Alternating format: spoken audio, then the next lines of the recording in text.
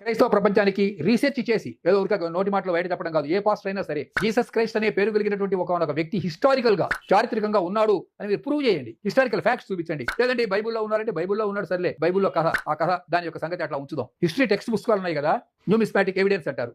Numismatic evidence ఉందా? లేకపోతే palm అంటే తాళపత్ర గ్రంథాలు ఏమన్నా ఆ ఎవిడెన్స్ ఏమన్నా ఉన్నదా? హిస్టారికల్ గా ఏమన్నా మీకు ఆధారాలు ఉన్నాయి? ఎక్స్కవేషన్స్ అంటే భూమిని పురావస్తు శాస్త్ర ఆధారాలు ఏమన్నా ఉన్నాయా? ఏమీ లేవు. జీసస్ క్రైస్ట్ నువ్వు ఎవడో సిలువతో పొడి చంపారు అన్నాడు. ఏదో సిలువ, ఆ సిలువ కోసం పరిశోధన చేశారు. లేదు, లేని సిలువ ఎక్కడి నుంచి వస్తుంది?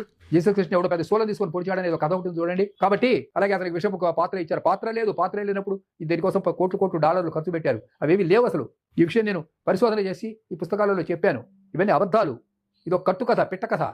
Now, there is no proof in the Roman Senate record that Jesus even existed. I'm not being negative, I'm just telling you. There is no proof.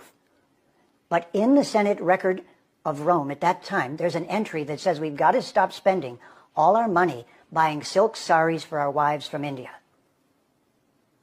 Did anyone ever tell you that in history class? నాకు 1000 రూపాయలు వచ్చింది. This is my salary. ఈరోజు చాలా మంది చేసే తప్పు ఏంటంటే salary వచ్చిన వెంటనే ఈఎంఐ కడతారు, కరెంట్ బిల్ కడతారు, ఇంటర్నెట్ కడతారు, పాల్ బిల్ కడతారు, అక్కడ కడతారు, ఇక్కడ కడతారు, అన్ని కడతారు. అన్ని అయిపోతారు. చివరిగా ఉంటుంది, దేవా ఇవ్వాలా, పిల్లలు స్కూల్ ఫీజు కట్టాలి ప్రభా, మర్చిపోయింది ప్రభా, ఇవ్వాలా, పర్వాలేదు దేవుడు ఏమంటలేదు, ఫ్రీ మీరు చీర్ఫుల్ గివర్ కదా, ఐ లవ్ యూ డాక్టర్, మీరు ప్రభా పనికిరాదు. సరే అలాగే ఇవ్వాలి నిచ్చో, పనికిరాదు. అది కూడా కాదు, ఎన్ని ఇచ్చి దేవా ఇది నీది అనిచ్చో, పనికిరాదు. దేవుడు అంటాడు మొదటిది నాది లేకపోతే లేదు. అది వచ్చిన అంటే ఫస్ట్ ట్రాన్సాక్షన్ వెళ్తా చూడు, అది నాది. దీంతో తెలిసి ఏం చూసుకుంటాం. ఎందుకు ఈ మాట చెప్తున్నా? గొప్ప కోసం కాదు, మనం ఇస్తే పిల్లలు తింటారు. ఎల్ఐసి జీవన్ బీమా దానికంటే సూపర్ ఇది. సచ్చి నాకు కడితే ఎప్పుడుకో ఇస్తాను, నువ్వు సత్తే తరాలకు ఆశీర్వాదం ఉంది. దశమ భాగం కరెక్ట్ ఇస్తే చాలు. స్తోత్రం చెప్పండి.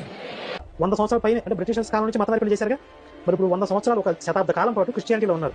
మరి దళితులందరూ అభివృద్ధి చెందారా? ఇప్పుడు మీరు ఒక దళిత కాలనీ తీసుకోండి. ఆ దళిత కాలనీకి ఒక పాస్టరు భుజాల సంచి దగ్గరికి సైకిలేసి వస్తాడు. ఓ 10 సంవత్సరాల తర్వాత ఆ దళిత కాలనీలో 2 బిల్డింగ్స్ వస్తాయి. ఒకటి పాస్టర్ గారి ఇల్లు, 2 చర్చి. ఆ గుడిసెలు అలాగే ఉంటాయి. ఓకే, వీళ్ళ రక్తం తాగి 2 బిల్డింగ్స్ కట్టారు పాస్టర్. ఇంకా వాళ్ళు ఎక్కడ అభివృద్ధి చెందుతారు?